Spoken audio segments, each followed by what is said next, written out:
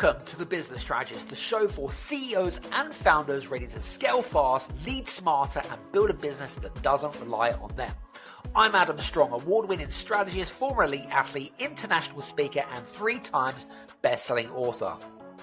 After 3 decades in business, I know exactly what it takes to grow, scale, and exit with impact.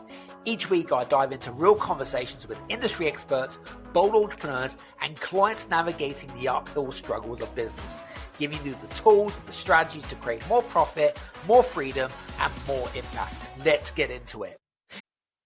This episode is brought to you by Indeed. Stop waiting around for the perfect candidate.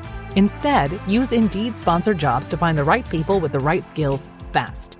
It's a simple way to make sure your listing is the first candidates see. According to Indeed data, sponsored jobs have 4 times more applicants than non-sponsored jobs. So go build your dream team today with Indeed. Get a $75 sponsored job credit at Indeed.com/podcast. Terms and conditions apply.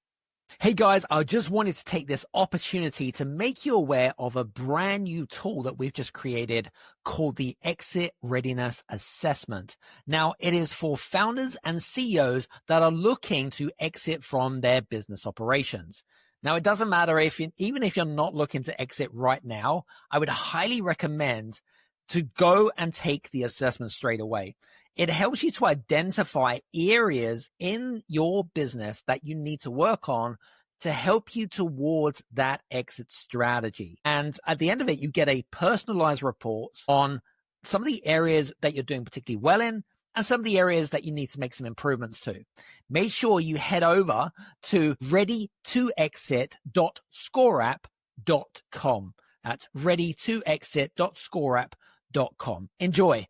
What if your leadership blind spots are silently sabotaging your team? Enter Sylvie di Giusto, Fortune 100 keynote powerhouse, best-selling author, and pioneer of the immersive 3D storytelling.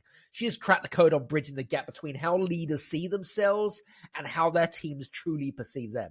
From bias-busting strategies to emotional intelligent hacks, personal branding, Sylvie serves actionable insights which you'll be able to put into practice before this episode ends. Let's get stuck in. Hello, everybody, and welcome to this week's Business Strategist with myself, Adam Strong. And today we have an absolute amazing guest here on the show. Well, we always have amazing guests, but this week is quite exceptional. And I recently came into contact with a lovely lady. She's based in Florida, but she's actually originally from Europe.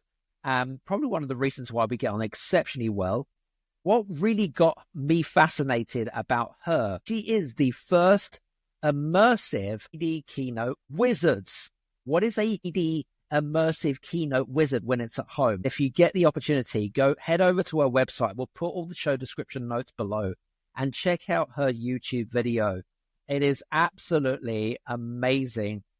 She uses a lot of holographic, great visual effects, and it really brings the stage alive. She has an arsenal of amazing tools. She has some great tools on things like sales, leadership, emotional intelligence, all these wonderful, juicy topics that we're going to be talking about today. So without further ado, Sylvie, welcome to the show. Thank you very much, Adam. I'm so impressed by your introduction. I wish I could take you with me as an announcer on stage every single time. And I'm so grateful that I can be with you here from sunny Florida in probably, let me guess, cold and cloudy and rainy United Kingdom. Because everyone says that. Everyone says that, right? So everyone that comes onto the show, right, whoever doesn't live in the UK, they always associate England with rain and grey. Well, and I'm in the business of judgmental thinking. And in this case, I'm going to say we are totally right because I have visited your beautiful country around 24 times and I have yet to see it without rain. Do you know what? You're probably right 85% of the time. By the way, guys, never visit between December and February. She's right. Anyway, I digress. Listen, looking forward to today's show. And I know we've had some great conversations offline. For you guys that are listening in, we're going to be covering some real interesting conversations around biases, around leadership. We're going to be talking about how first impressions count, how to align yourself as a leader more than anything else, so we can fulfill the gap between what you perceptually think that you are in terms of a leader and what your team perceptually thinks that you are. And there could be a real disparity between the two, right? And then we're going to go into coaching mode, which I love coaching mode, by the way. It's one of my favorite parts of the session. Most of the people that come onto the show do coaching mode, and we just have a whole lot of fun. Normally, I get myself ripped to shreds, but I enjoy that. Anyway, I digress. It's been really good to chat to you offline. Your background is, you've been in corporate for like 20 years, haven't you? And Yes.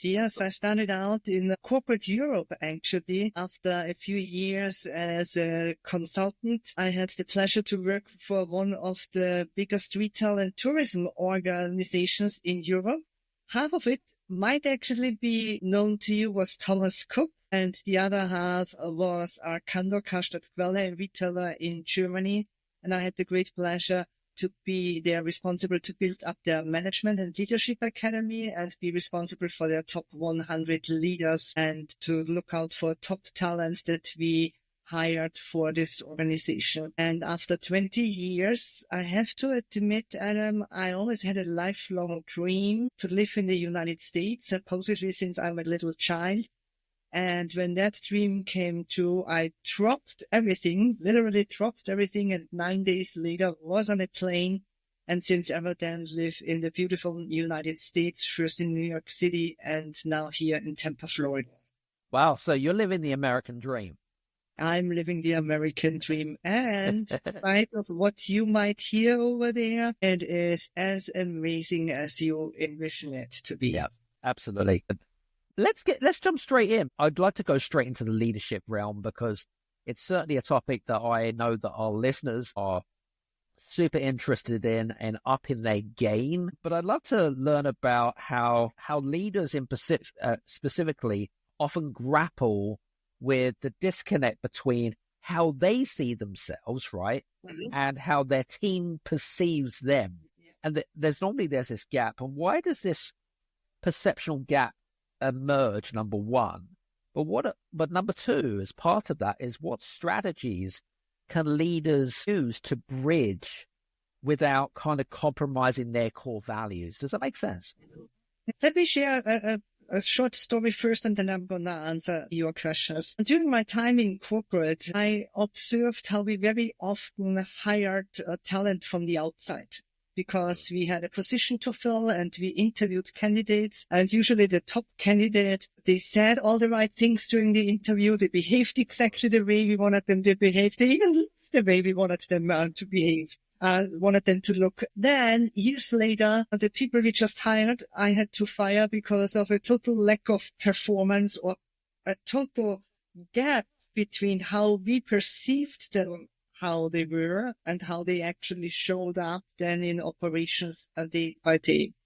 And on the other side, we had so many young and talented and ambitious people in that organization. We always wondered afterwards, why didn't they stand out to us as potential leaders? And why didn't they present themselves also as potential candidates? What is wrong with the way we perceive them, or maybe also how they perceive them as potential candidates? So I was quickly, already in my corporate career, drawn to the idea of there is a gap between how we see ourselves, how we see others, and how others see us. And that always fascinated me.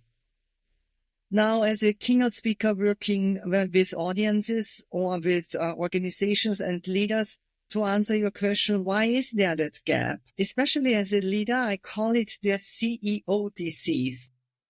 We do think that the further we come in our career, the more self-aware we are. And the more self-aware we are of the way we perceive ourselves and how others perceive us.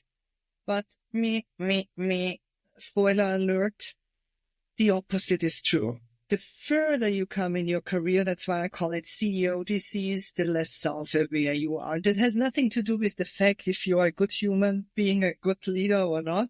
It is just a process that happens automatically because you become more confident in the choices that you make without questioning them. After all, you have all those years of experience, and you have less people telling you the truth. Because more and more people are dependent of you, are in some sort of relationship with you, and somehow intervened, that even they can't always really reflect back to you what they truly think about you.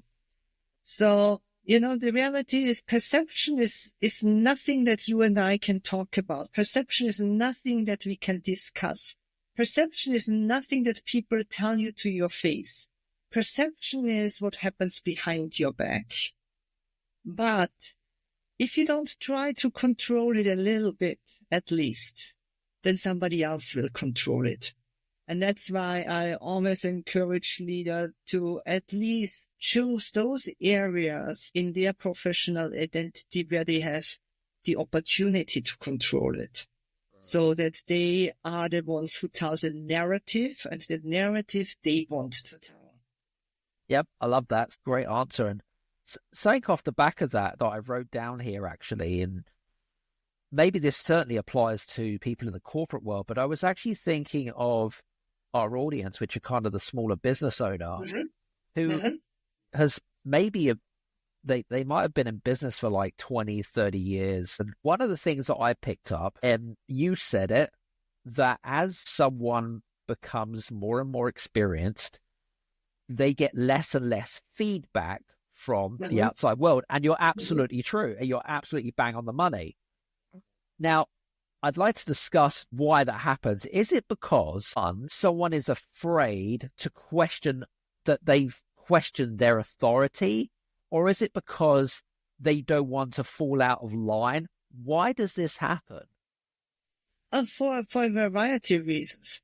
Maybe it starts all with you. Maybe as a business owner, you have lost the ability to actively listen because you are so sure that your products, your services are just the top of class, right? And what's needed right now. So why questioning anything? And we all know as business owners, we only hear from our clients and customers when something really goes wrong. Right, when it's already too late. And if we are lucky, sometimes we hear from them when something really goes well and they praise us. But what is with the thousands in between?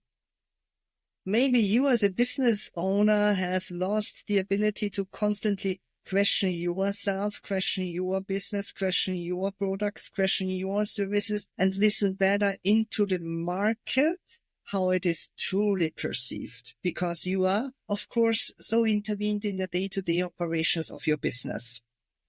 But then, of course, as a business owner also, it depends a little bit on the product and service that you sell. Is it something your clients are not really dependent on you? Is it a one-time purchase and they move on? Is it something they are dependent on you because you have to build a long-term relationship with them where trust plays a huge role? How dependent are they on you really? There is a difference. Are you in the medical center, right? And you work with something that is related to their health, to their well-being.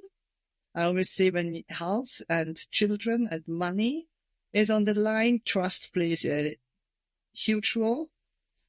And then there are other things where, customers don't question you this tough and the relationship is different with you. So it depends on so many things. And that is always the challenge, Adam. When people ask me, so give me one tip, give me a piece of advice, right? Tell me, how can I imprint trust instantly on somebody? I always tell people, there are no one-size-fits-all formulas. All those others, with all the respect, speakers, thought leaders, coaches, who give you those 3 points to do, ignore the reality that your situation, Adam, is 100% different than my situation and then the situation from every single listener. What is most important is a skill that is most underrated, and that I call situational awareness. You have to have the situational awareness to read the room and in every interaction, no matter how it is and what it is, to adjust and adapt. You know what? I think you're bang on the money. Yeah, I spoke about this on a podcast a few weeks ago. And I feel like, especially when you're established and you've been in the game for a while, is that situational awareness and also self-awareness, because they're two very different things, but also very similar. I feel like it's such an underrated skill to have. Do you know what I'm saying? Like, it's so underrated. If you had a leader that came to you and said, hey, so, and you kind of picked up straight away that their self-awareness and their situational awareness was just kind of like a little bit below par for being someone that's maybe senior or someone that makes constant decisions. What are some of the practices or tips that you may offer them to improve their situational awareness? Well, I always start with a 3-step process, no matter if it's a big audience, if it's a single leader. And just as a heads up, buckling up, Adam, as I understand, I'm going to take you through this one as well in a moment. But, you know, every single leader is an individual. Every single leader wants to be known for something different. And I force my clients or my audiences or you in just a moment to define that with one word. And the challenge is really to define it with one word. What is the one word you would like to imprint on everybody, anybody, right? No matter if it's your client as a business owner, no matter if it's your team, if you have somebody in your business, no matter if it's your partners you work with your business, no matter if it's your spouse, your children, your neighbor, you cannot pick what is one word that applies to all of them. Now, here's what often happens. It has to stay between the two of us and the internet. Very often leaders then pick high-value words, prestigious words, where society has taught us over the years that this is what a good leader should be perceived of. And I don't let them go because I don't want these ones. I want the one word you want to be known for. And sometimes when I have them down to the moment of truth after hours, you know, those words are not so positive anymore. They don't have that positive hue. Some want to be known for being powerful. Some want to be known for being wealthy right now in the moment. And that is absolutely okay, right? Those words change over the course of time. Our values and beliefs change over the course of time and our environments change. But you need to tell me your true, real world. Okay. And then we look. That's good. Do you want to tell me? I can tell you right now. But and now for you guys, by the way, that are listening in, imagine Sylvie is actually sitting with you on a sofa. Write down your one word that you want to be known for. So I'm going to share her what my one word is. And she doesn't know, by the way. She doesn't know, by the way. She has no clue what I'm about to share with her. But the one word that came to my mind that I would like to be known for is excellence. Excellence. A level of excellence. I like that. Good. I'm going to keep that in mind and I'm going to come back to that word later on. Okay? Cool. So now, when we defined what you want to be known for and how you would like to be perceived, that is just one part of the occasion. Because now we need to look into your clientele, right? Are those the expectations that they have? Do you actually fulfill what they are looking for? And you know, the reality is, if you are in the business of healthcare, your patients look for things like care, compassion, more softer terms and words that are related to their health and their well-being. If you are in an industry that is related to money, if you are a financial advisor, those words sound very different. If you are in IT, those words sound very different. And if you are in law, those words sound very different. So what is most important for you is to find out what are the expectations of your clients. Now, I help my audiences here with my own research.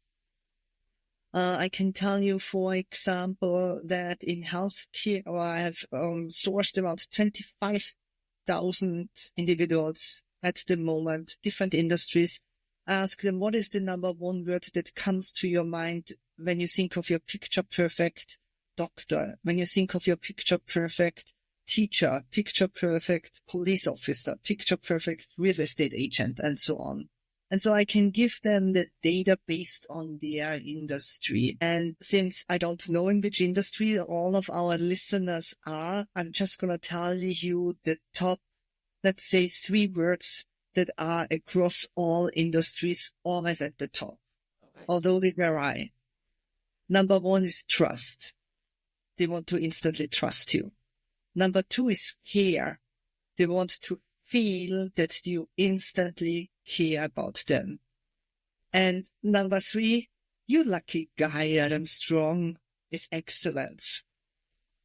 It's in the top of the words, a level of excellence and quality, right? So now you need to look into, do I really project that? Do I also project what my clients expect from me? You know, there is a difference. If you wouldn't have said, Adam, excellence, you would have said, I want to be known for being creative. How does creative and trust fit together? How does excellence and trust fit together? How does I want to be known for being dominant and trust fit together? So you're looking, how do those 2 words fit together? And then there's the 3rd word. For business owners, that is your business brand, right? Because it could be that you have your own leadership, visions and missions and philosophies. It could be that your clients expect something from you, but you have to represent a specific brand, a fitness brand, for example, whatever brand. So you also need to look into what does that brand stand for.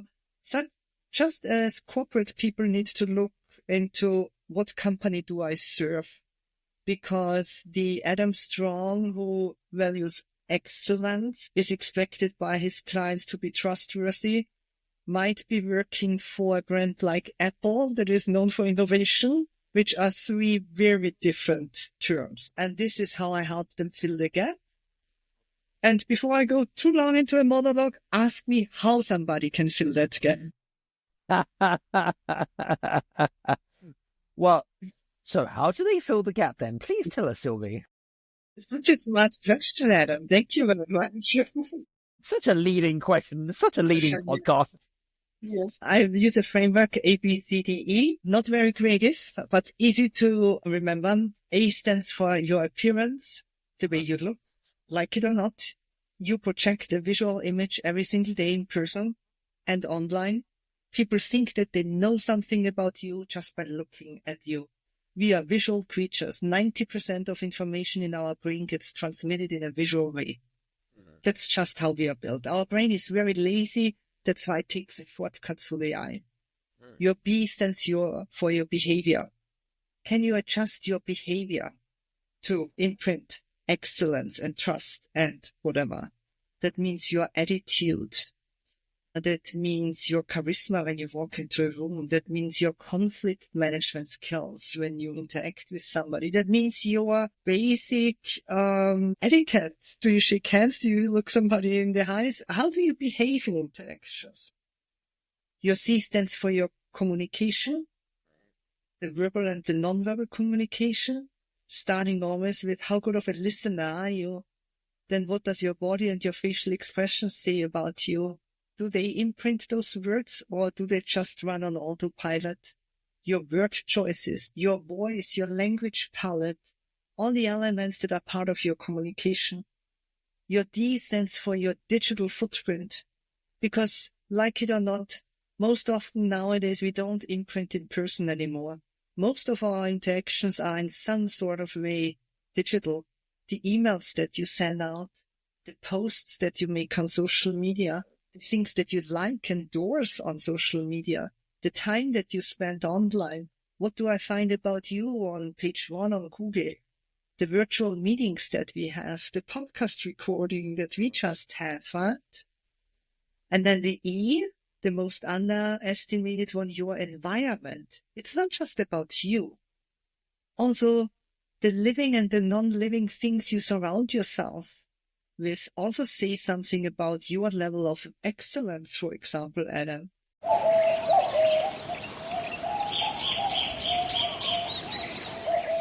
As a chef, I know flavor doesn't begin in the kitchen. It begins on the land. And Westhome's nature-led Australian Wagyu is a story written in the landscape of Northern Australia. Cooking is storytelling, and Westhome Wagyu carries a story of Northern Australia itself. Raw, powerful, and deeply authentic. It's a testament to the passion and care raised in the rhythm of Northern Australia. I'm Chef Maylin from 88 Club in Los Angeles, and I invite you to visit westhome.com/Maylin to learn more. And taste a story only Westhome nature-led Australian Wagyu can tell. That's westhome.com/MEILIN. Which means that your car, your house, the vacations you go on, the hobbies that you have, everything that you share somehow with us that we can take into consideration to possibly misjudge you or perceive you rightly, right? But also the people you surround yourself with. Are they on the level of excellence that you deserve and that you aspire? Because we take them into consideration too, your friends, your colleagues, your network, your family. How do they represent you and how do you reflect back on them? Very good. And those are the 5 elements we worked on to fill up those gaps so that you can still stay yourself, always stay yourself. If excellence is your core thing, do never allow anybody to go away from that. Love it. The second one, somebody has to send you a check, right? At the end of the month, we are dependent of the success of our businesses. Let's just be honest. So we also want to fulfill our clients' and customers' expectations. And we do that by understanding what they are looking for and by understanding the brand that we represent. Yep. Love that. I think you've given us a great framework to work with. And I think what's really important, especially to you listeners, is that thinking about that one word. And then I suppose in a way, Sylvie, would be to kind of put yourself in a quiet room and asking specific questions like you've gone through with me today and gone through the ABCDE framework, if you like. Yeah. But I think it fits so well. You know what I mean? Asking those specific questions. And if we don't know the answers, I guess go out and research or ask questions, right? Mm-hmm. Exactly. Perception or your image or your brand or however you may want to call it. I call it your identity, your professional identity. It is like a puzzle of millions of pieces. And your only chance is you will never be, let me say it this way, you will never be able to finish that puzzle. Never. But you can at least start building it. You can at least start controlling parts of it rather than other people control it. And the unfortunate thing is also about that puzzle. I share a lot about unconscious biases and how they influence people. There is a bias called negativity bias, that we have a tendency to always see the things that are wrong first before we see the things that are right. I give you a fun example from my presentations. Again, this has to stay with the two of us at the internet. You can't give it away to my audiences. I purposefully have a typo in my slide deck right at the beginning.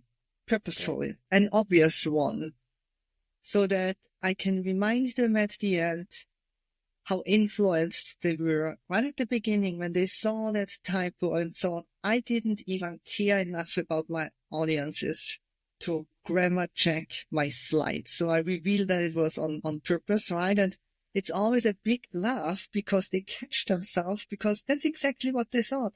Wait, she doesn't grammar check her slides. How can she help us with our leadership challenges? How can a financial advisor take care of my money if he doesn't do this or that? So we very quickly put things together in our brains.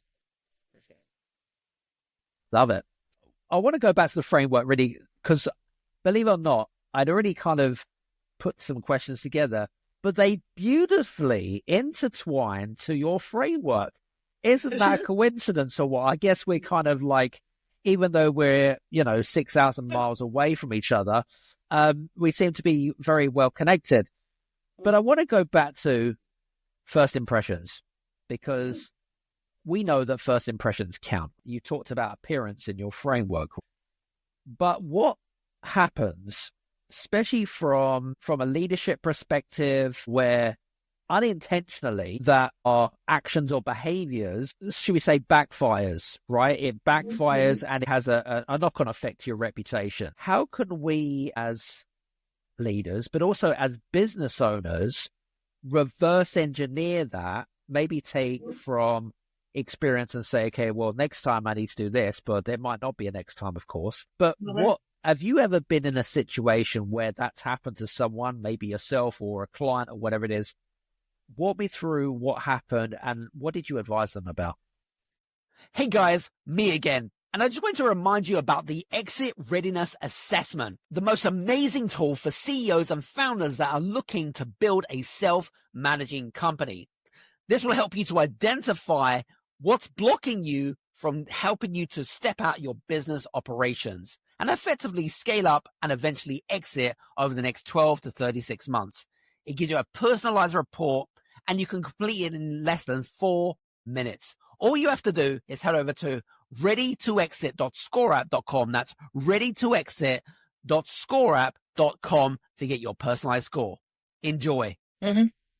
Well, then let's reverse engineer it, just like you suggested. Let's do that. Okay? Let's go back at the very beginning, the first impression that you made, bad or not. Go with me. All of us have traveled at one point, right? Go with me into a hotel right now in your mind and walk into the lobby, and you arrive at the check-in, and the person who is working at the check-in, the receptionist, is just distracted and is not taking care of you. And then finally, after you already had to wait an entire, quantity of 3 minutes or so, the person looks up and recognizes that you are here, and then you're already kind of annoyed of how you don't feel welcomed in this hotel. And then you walk to the elevator, finally with your hotel key, and then you push the elevator key, and the elevator, it seems so long until it comes.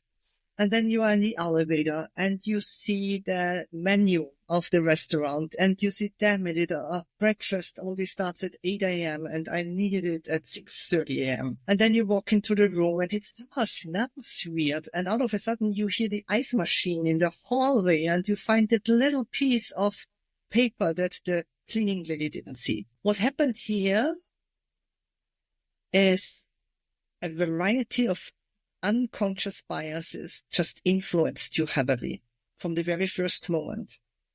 Because if you would have checked into that hotel and had a fantastic, wonderful first interaction, they would have instantly noticed you, welcomed you, know what that customer or that guest is looking for. You might have walked to that elevator and might have not even noticed that it took a little bit longer. You might have looked at that menu and instead of the breakfast options, you focused on the dinner options. You might have walked into that hotel room and might have never seen that little piece of paper in a corner left. Our brain leads us down a path that is heavily influenced by our past experiences and by stories that we relive and that we want to be right on, because we are looking for proof that this is going to be a bad experience in this hotel.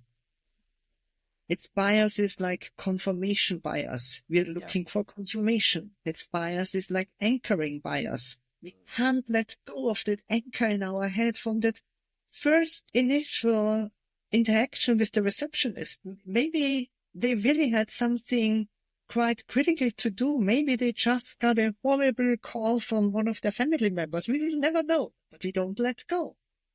The bandwagon effect, because then we go online and find 2 more negative reviews about that hotel. So of course we are right, because we are number 3, right? we constantly want to be right. Now back to your leadership example. That's what happens to you.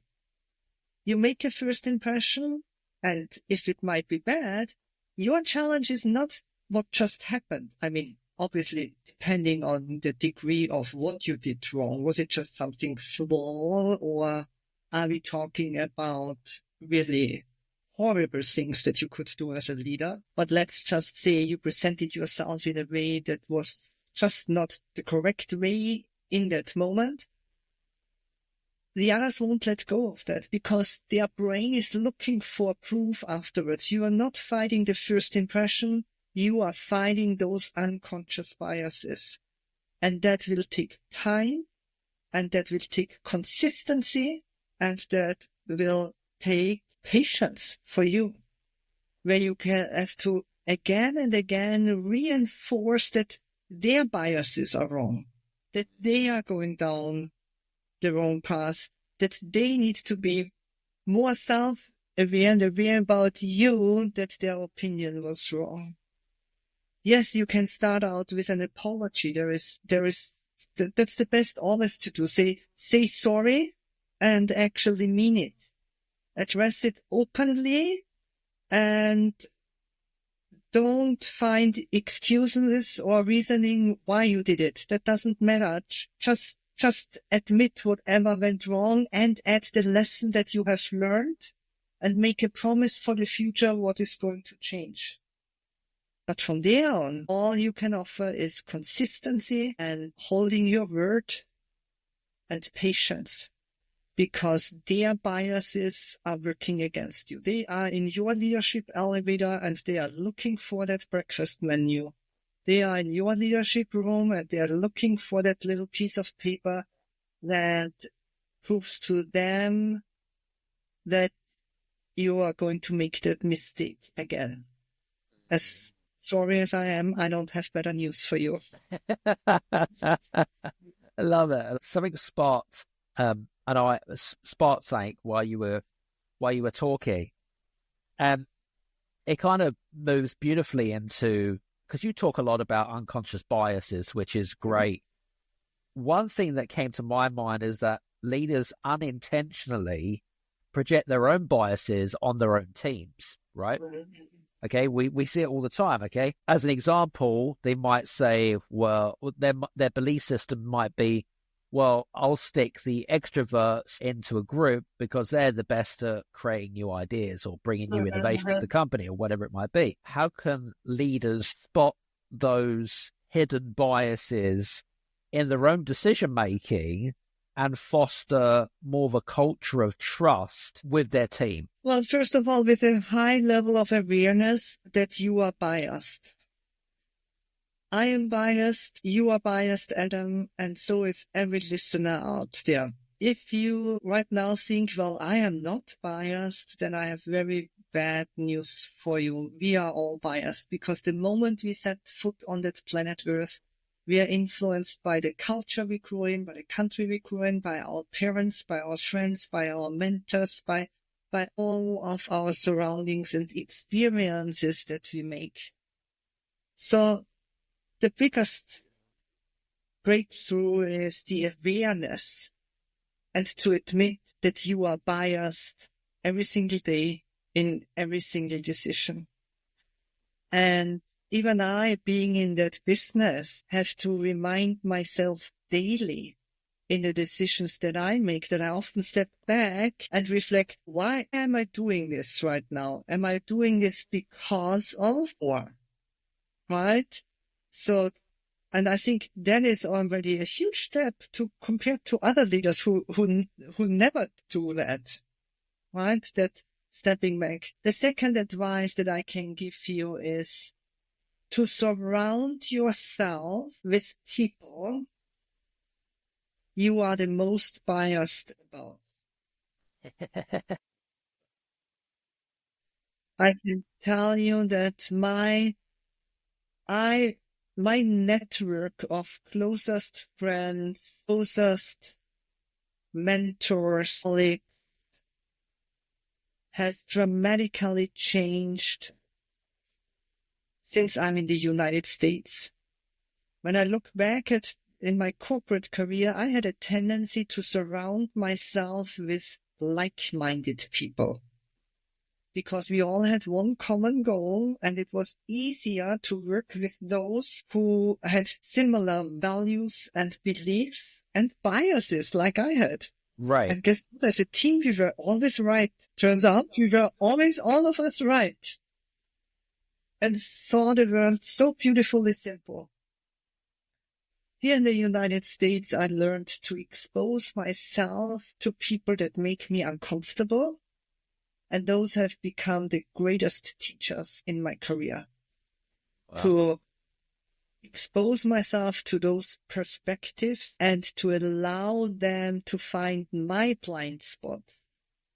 The things that I am not aware of have been the greatest gifts of those relationships. How did that make you feel when you first embraced that? Because, I mean, from someone who's originally from Europe, going to the United States, different culture, completely different culture. And they all say Americans are very open-minded and so forth, so forth. But how did it make you feel? How did it make you feel at the point? I mean, you're obviously used to that now, and you feel very, should we say, you're very humbled by the experience. But how did it make you feel, first of all? Well, I can actually tell you, very honestly, when it happened the first time, I cried. Really? Wow. I had such a strong, I was at the conference. Let me say, when I became aware of it the first time, I was at a conference and I happened to be involved backstage. I was not speaking. I was helping out as a volunteer. It was a conference for speakers. Nice. And due to this role, I was somehow involved in a rehearsal. Huh. And then the speaker who was about to rehearse for the big main stage performance, I saw her from afar and I looked at her and I 100% openly misjudged her. She is everything that I am not. You would put the two of us never into a room. And I had all of my judgmental thinking lined up of how this will go horrible. And to make matter worse, she even spoke about a similar... America leads the world in medicine development. It matters. We get new medicines first, nearly 3 years faster. 5 million Americans go to work because we make medicines here at home. And not relying on other countries keeps us safe. But China is racing to overtake us. Will we let them? Or will we choose to stay ahead? When America leads, America cures. Let's tell Washington to keep us in the lead. Learn how at americacures.com. Paid for by pharma. Topic like I spoke.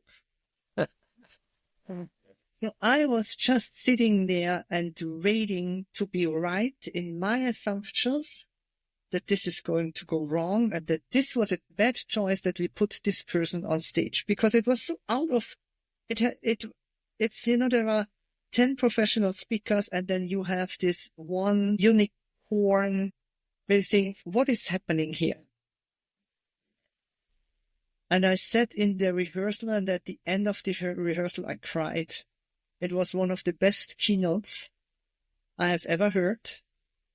She presented the topics that we both speak about. She held me a mirror. I thought we were speaking about the same topic. And yes, in the middle we do, but I heard her perspective. She's a diversity and inclusion speaker.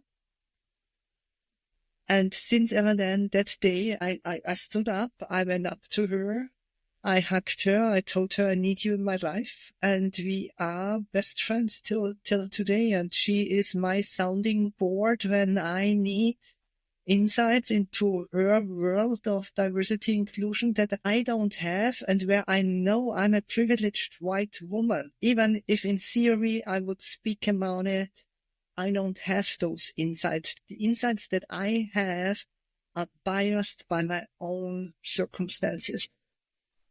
But when you created that bias in your mind, I want to quickly go back really, really quickly. And you had that unconscious bias made up. What was it that was convincing you that your bias was so right? Was it your ego? Why was you so right? Why was you so fixated on wanting to be right?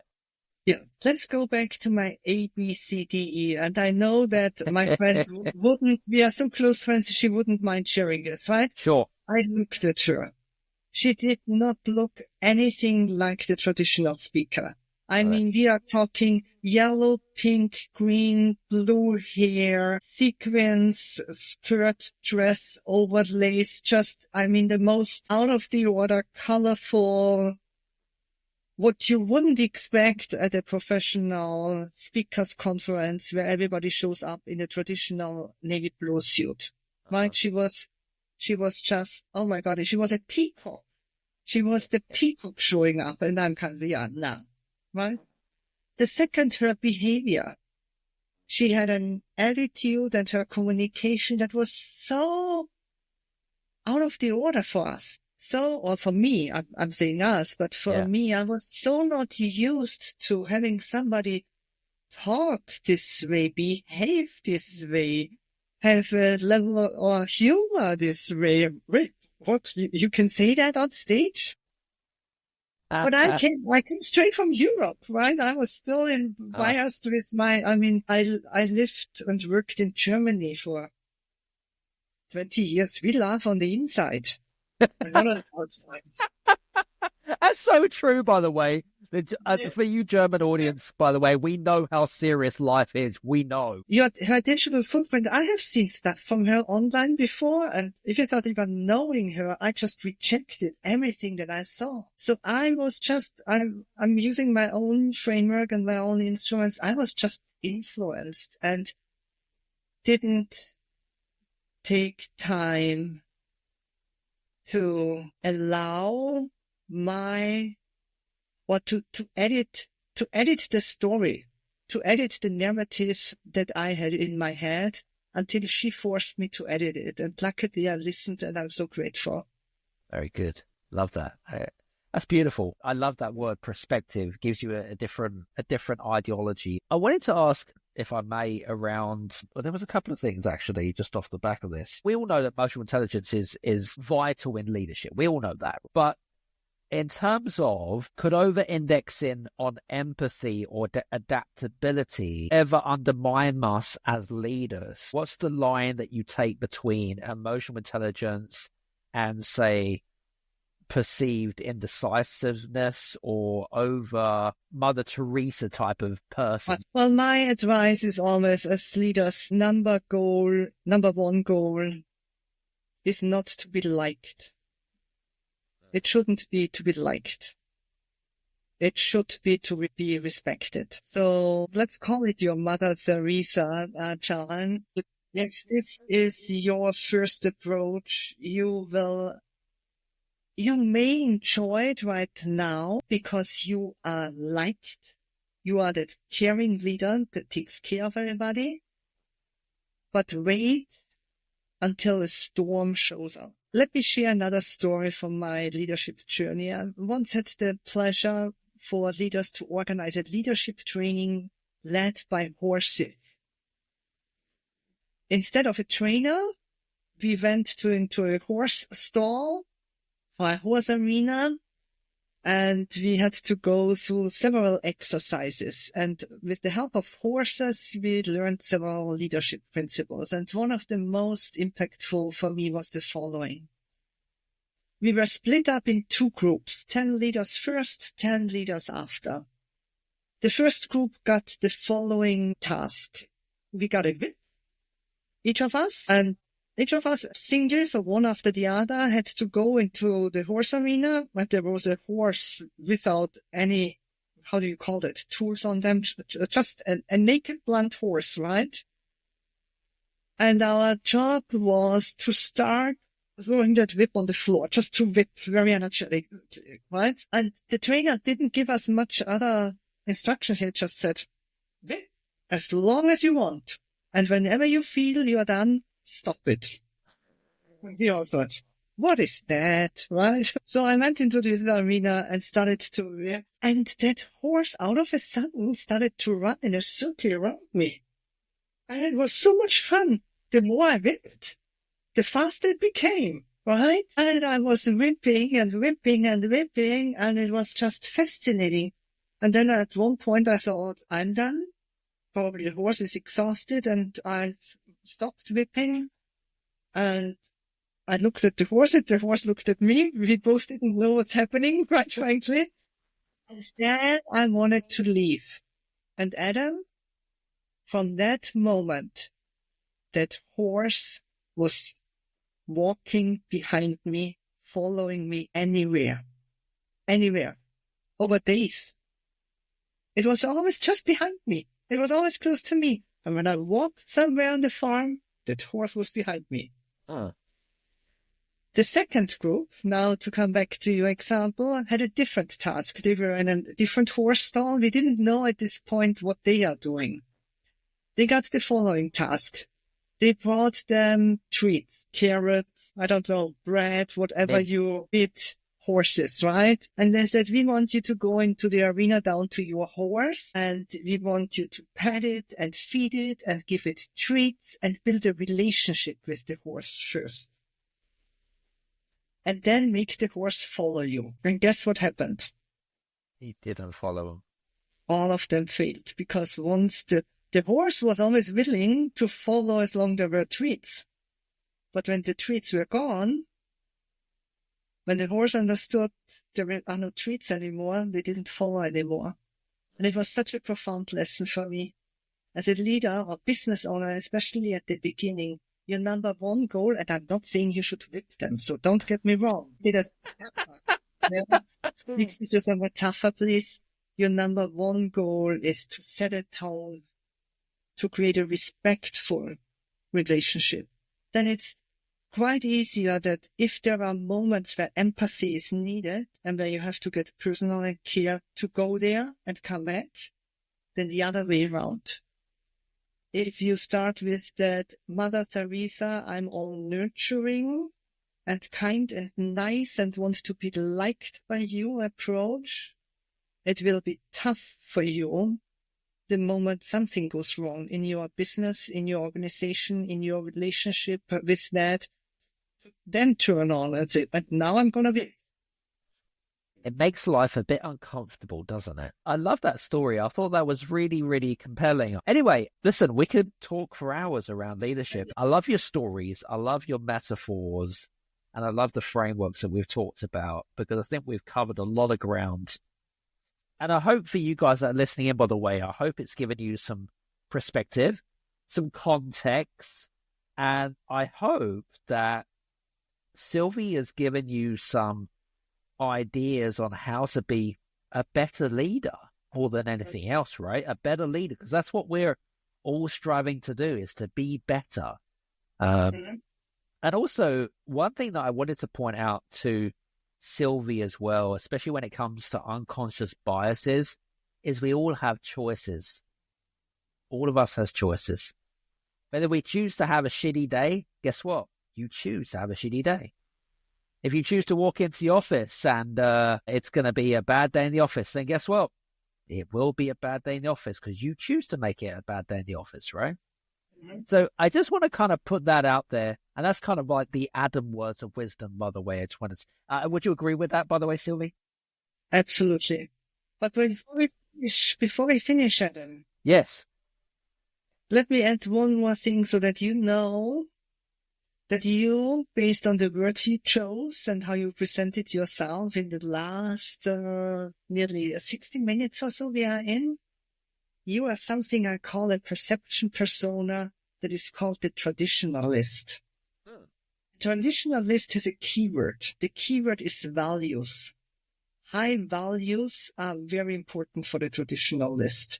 This can either be a value like belief, faith, family, trust, reliability. The traditionalist, if I, for example, would go into their wardrobe, I would find a lot of traditional clothing in there, conservative clothing. Nothing is too tight, nothing is too short, nothing is too flashy, nothing is too modern. You know, it is just the way we have learned to dress. Everything is a little bit boxy and straight. So those are not the gentlemen who, for example, would wear an Italian catsuit. Those are the gentlemen who wear an American catsuit or an English catsuit. But a suit itself is totally okay for you because this is what we have learned when we go to work and have high power conversations. We wear a suit at work. If I would look into your colors, probably I would find a lot of navy blue, navy gray, charcoal gray, navy blue, charcoal gray, dark colors. If you go crazy, probably you add something like a Bordeaux red to your wardrobe. But never something like a yellow or a pink or something super, super flashy. When it comes to your relationship, loyalty is very important to you. Consistency is very important to me. Being dependable is very important to you. Being responsible is very important to you. Behavior and communication is always appropriate. You don't try to overstep the line on purpose. You might have that little hit or flair to sometimes tune it up a little bit because of your secondary persona. But in general, you respect that there are limitations. Traditionalists can very well navigate within limitations and respect them, even if that means that they don't change them.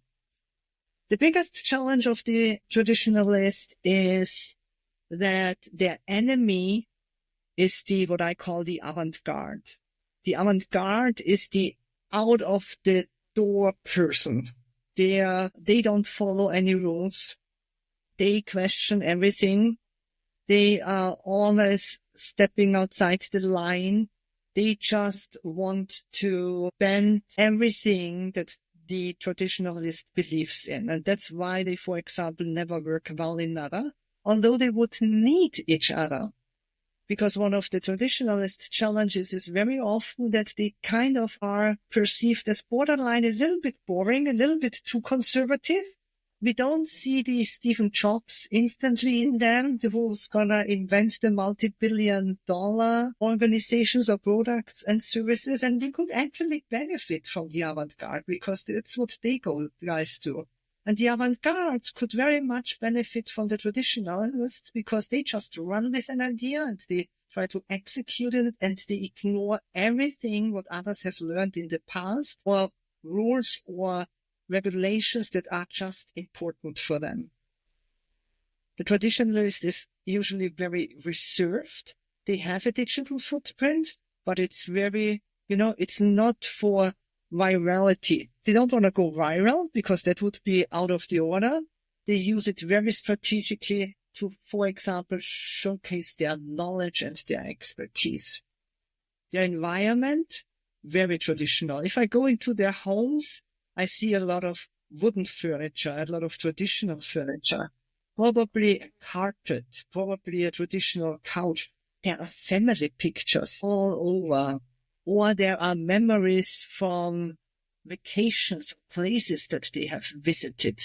They love memories they love memories, right? Parts of their traditions. They love celebrations, usually not the wife parties, but family gatherings. Family is extremely important to them. How am I doing so far? You're doing okay. Not bad. Not bad. But I wouldn't say you're 100%. Mm-hmm. I would say that there is definitely some elements of truth. I love navy blue, by the way. But I also love red. I mean, I love red and I love gold, those types of things. I hate grey. I'm not a grey person.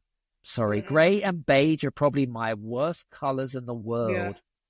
But you're right. Family's important to me. What was I going to say to you? Yeah, I had this flashback when you was talking, right? And you were talking about navy blue and grey. And then, what came into my mind that I'll share with this, and I've never shared anything like this before. When I was 12 years old, I bought a Ben Sherman salmon pink shirt. Whoa. It was, wow.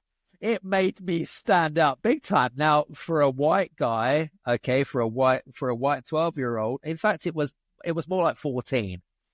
Pink, salmon pink with a white who hadn't been out in the sun for about 12 months. Mm-hmm. Boy, did it absorb me. It was like camouflage. It really was. They So, all yeah. have strategies. Good. We do. So no more pink salmon shirts in my wardrobe, I can assure you on that one.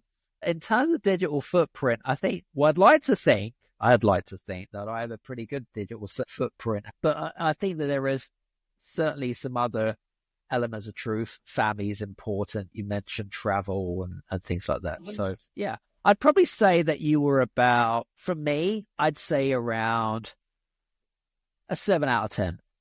Good. That's not bad. That's not bad. That's not bad based on one word and a wonderful. Rinse knows that greatness takes time, but so does laundry. So Rinse will take your laundry and hand deliver it to your door expertly cleaned. And you can take the time pursuing your passions. Time once spent sorting and waiting, folding and queuing, now spent challenging and innovating and pushing your way to greatness. So pick up the Irish flute or those calligraphy pens or that daunting beef Wellington recipe card and leave the laundry to us. Rinse. It's time to be great. Time together. Absolutely. But I'm hoping that one day we can spend more time together. And if you want to find out more, I have an audit on my website that you can take for free to find out your perception persona. And how about you give it, Adam, a try to see if I'm totally wrong or if it might confirm what I just said to you.